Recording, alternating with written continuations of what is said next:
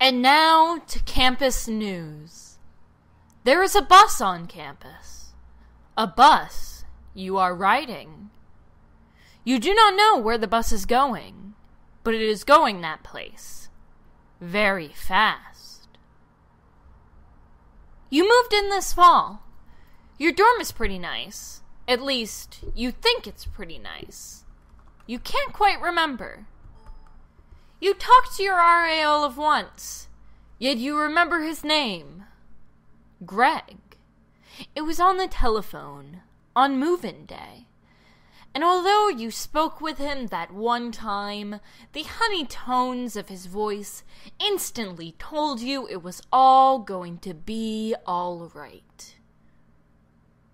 You boarded the bus after physics, hoping to find a way to your dorm. How hard could it be, you thought? You looked up your route on the DOT's website, and you were sure of yourself. You're always so sure of yourself. You even gave a nod to the large hooded being in the driver's seat. But on the bus, time keeps passing. Perhaps even faster than normal. Where are you? The ride has turned into a blur of red bricks. The Georgian buildings mock you as you try to gauge your location. The bus comes to a halt and more people stream inside. A girl sits beside you with lavender, blonde hair. She doesn't notice you, but you notice her. How could you not? The way those emerald tresses cascade down her shoulders. The bus eases into a right turn. You wonder if the girl will lean into you, but she doesn't, and so time passes. These are the rules of the bus. You know them so well. They are posted on the wall opposite you. The font is Times Old Roman. The sign reads, "Do not talk to the driver. No smoking on the bus. No food or drink on the bus. Do not talk to the driver. No barking on the bus. No a cappella groups on the bus. Do not talk to the driver. This vehicle makes wide right turns, so very, very wide. In case of a loss of cabin pressure, masks will drop from a compartment above your seat. If you are traveling with small children, adjust your own mask before assisting them. No weeping softly on the bus. We saw you put your child's mask on first. Your disobedience has been noted. Do not talk to the driver. Never talk to the driver. These are the rules of the bus in English. They're translated below in both Spanish and Anglo, for we must appease the ancient ones. You follow all the rules. You've always followed the rules. After all these years, the rules are a comfort to you. You're passing Patterson now, with its stately ionic columns. The ions crackle and hum as they stream from the particle projectors, charge radiating off them as they shred the air with subatomic violence. And you find yourself looking at the girl seated next to you. Redheads. You've always had a thing for redheads. The bus now stops at Frat Row. Some Sigma Chi's get on. Take one look at the hooded driver and his great enigmatic bulk, and decide to take the next bus. Racists.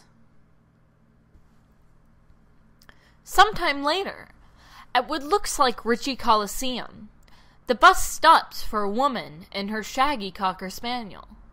The doors open. Only the Cocker Spaniel boards the bus. The doors close. The hooded driver slips the clutch into first. The woman is left behind, shrinking into the rear-view mirror. The shaggy Cocker Spaniel takes its place on one of the back seats. No one questions the presence of the dog. He is so self-assured. This is not his first time on public transportation. He is reducing his carbon paw print, you think to yourself. Everything is fine until the spaniel sees a squirrel. One of those melanistic ones, you know, with the black fur.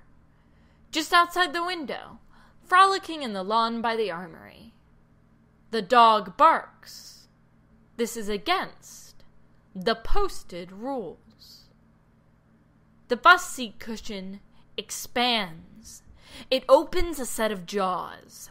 The seat, with its sharpened teeth, closes around the dog in one mighty gulp. The spaniel vanishes.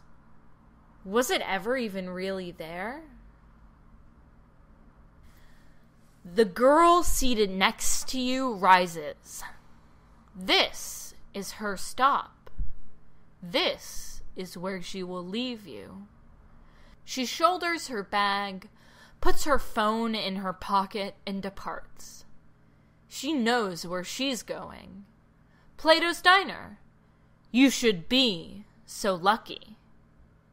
As you drink in one last longing look at her back, you have to wonder, do blondes really have more fun?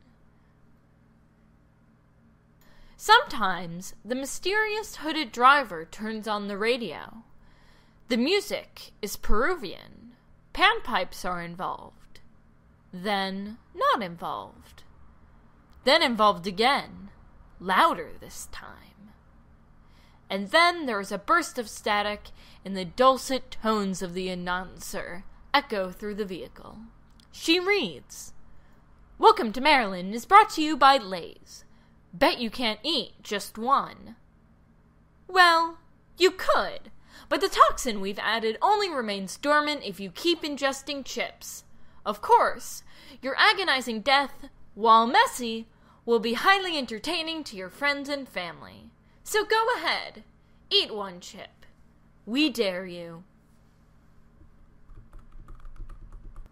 Wait, is that?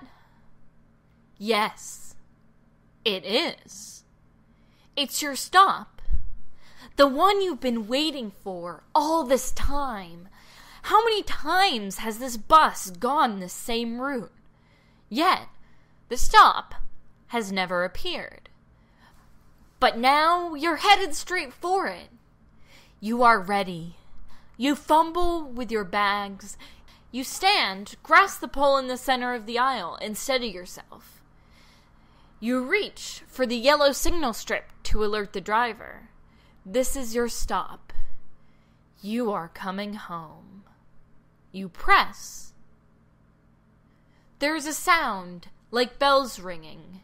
There is a smell of singed hair. There's a memory of a 5th grade spelling bee. And the electricity starts coursing through your hands. Your limbs lock. You're rooted to place. The electricity slowly relinquishes its control of your limbs. You suddenly turn to the hooded driver, outraged. You open your mouth to protest, to demand he stop, to let you off. And then you remember the fate of the Cocker Spaniel, not an hour before. You lower yourself back down onto your seat, clutching your book bag in your lap. It is best to remain docile. when you finally look up again, you are alone on the bus. But not alone. For don't we all ride the same bus? Aren't we all on this journey together? Like you, we race ever onward through life.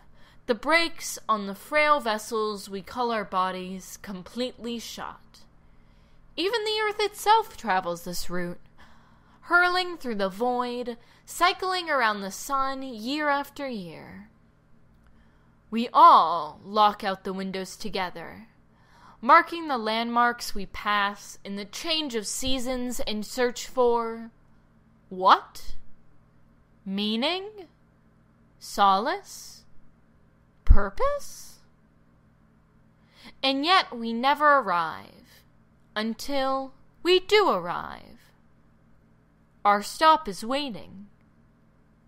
Your stop is waiting. Until then, you look out the window and see the weather.